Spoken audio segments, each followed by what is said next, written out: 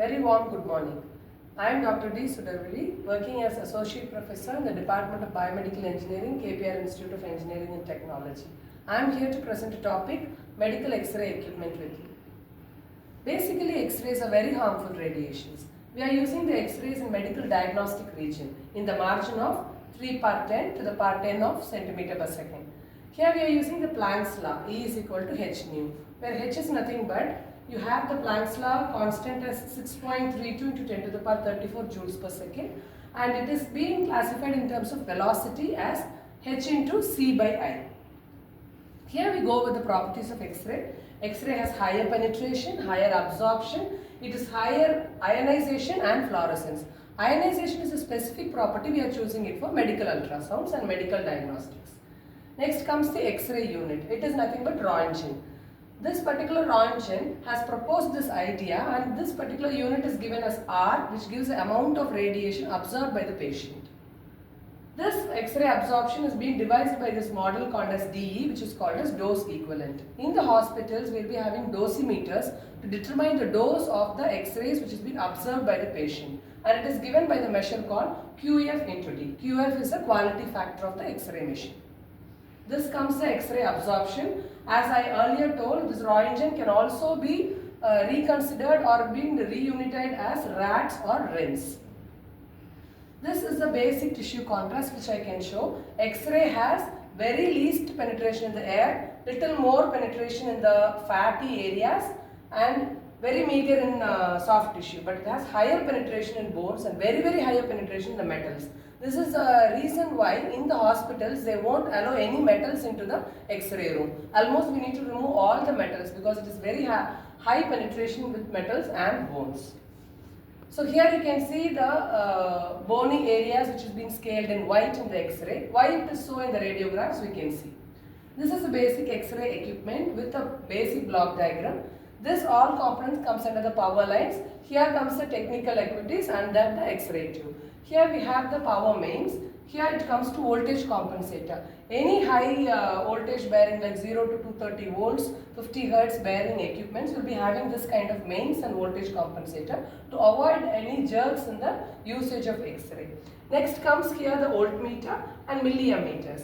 This voltmeter, what it does is it will induce the particular X-ray and will produce the filamental supply through this temperature control.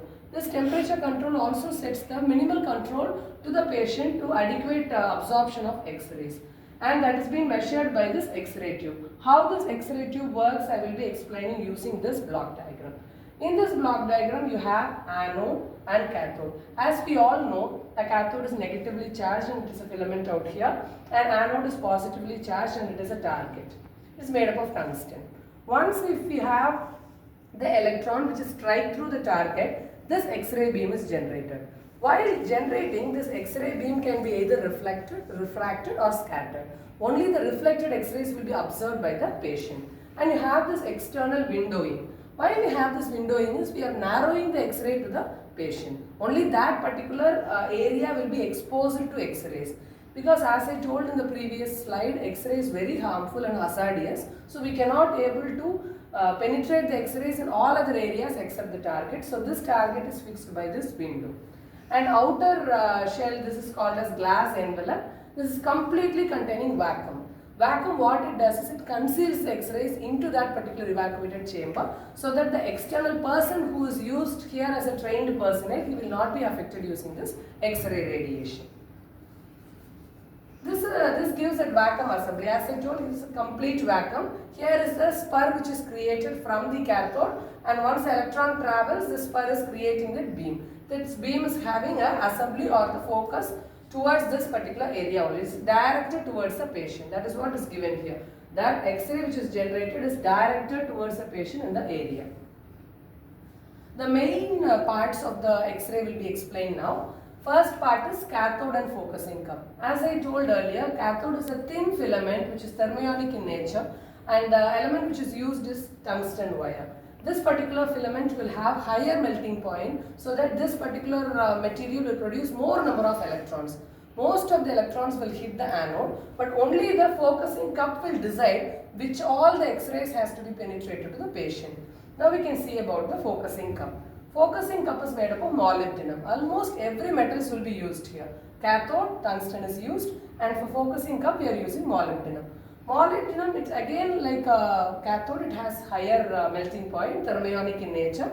Once it dissolves or once it's penetrated in the patient, it diminishes. Next is about anode. The material used is tungsten and it strikes through the molybdenum stem of the cathode and reaches the patient within the angle of 5 to 15 degree. Now we can have some important terms in anode. In anode we have something called as target, and in the target we have. So this is an anode filament of X-ray. In this anode filament it is made up of tungsten. Tungsten's main reason is it has superheating effect where it absorbs X-rays and retains it. That X-ray which is being absorbed in the anode, which is being set into the beam size, which is here so shown. This is called as cathode. From the cathode the targeted angle is being set, and once the X-ray being absorbed it will be repenetrated to the patient. It is based on the effective focal spot size. What is a focal spot size? That is based on this line focus principle. What this principle deals with is, it clearly indicates the relationship between the focal spot and anode surface. Here you have the focal spot and here you have the anode surface. This is the focal spot and this is the actual anode surface. That relates the place where the patient is getting the absorbed radiation of X-ray. Here you have two different angles of focal spot. One is a large angle anode and another is a small angle anode. In large angle anode, when you see this B, the actual focal spot, and you can see the A where the bombarding electron space. The electrons bombard like this, and with this edge and with this edge the actual focal spot size is being penetrated. From that green, totally this effective focal spot is being determined, which is given in terms of blue. So A is nothing but the striking feature of electron, and B is nothing but the actual focal spot, and the C is nothing but the effective focal spot of the patient. So here comes this angle of anode. This particular angle is being devised as angle of anode, which is being given in the yellow. This is anode heel effect. What is anode heel effect? Because both the axis of cathode and anode is mixed and it creates this anode cathode axis. Once the anode and cathode met in the right place, the X-ray is being penetrated. Once the X-ray is being penetrated, it is being absorbed by the human body. Based on the absorption, we are having the radiographs. In the radiographs, it travels from cathode to anode, is shown in terms like this, called as relative intensity. This relative intensity, higher intensity is said to be a superheat. Here you have the cathode, anode, the target, focal size, and completely the particular radiation is being raised. The raised radiation is said to be the heel or the anode part of heel, which is simply called as anode healing. Here you can have the relative intensity of healing starting from 75 to 120%. Next is about X-ray generation. Yes, now we have in the nucleus we will be having electrons, protons, neutrons, everything. But how the electromagnetic radiation called as X-ray is being penetrated is from the nucleus theory. This theory we all know well. In the electron, we will be having lower energy electron and higher energy electron. Lower energy electrons will be refracted. It will never come out of the evacuated chamber. But this reflecting electron has higher energy. That higher energy is being recreated as X-ray. This is the green color thing. Here also you can see the fast electron, braking portion, slow electron. Slow electron is slowly refracted. But this fast electron which strikes through the brake is being generated as X-ray. So this has been characterized using Bremsstrahlung or braking X-ray generation. Bremsstrahlung is one of the famous equation for the generation of X-ray. Bremsstrahlung is equal to braking radiation. This is the X-ray spectrum. Once we see the Bremsstrahlung in a larger span or spectrum, we can see like this: total number of X-rays penetrated and total number of energy exerted. Total number of X-ray and energy. When you just recoincide, you have this Bremsstrahlung or an anti-clockwise and clockwise X-ray spectrum in terms of peaks. This first characteristic peak and this is the second characteristic peak. Here comes the X-ray tube. The heart of the X-ray is X-ray tube. How the tube has to be available, how it carries a low and higher energy matters here. Closed envelope is made up of glass because glass is only effect where it doesn't leave any of the target out of the glass. So we have the glass envelope and insulated oil. What for we have insulated oil is to cool the anode. Because the electrons keep on striking the anode has become the heating element. So to cool the anode, we have this insulating oil which is located just behind the anode position. Then we have the filters. Filters has a minimum of 2.5 mm thickness. This also is made up of aluminium metal. X-ray tube rating. Tube rating, how they are taking is in terms of kilowatts. In 0.1 second, how many kilowatts of energy is being penetrated using the glass envelope. And while penetration, they are taking the units in terms of 5 to 100 kilowatts total target time.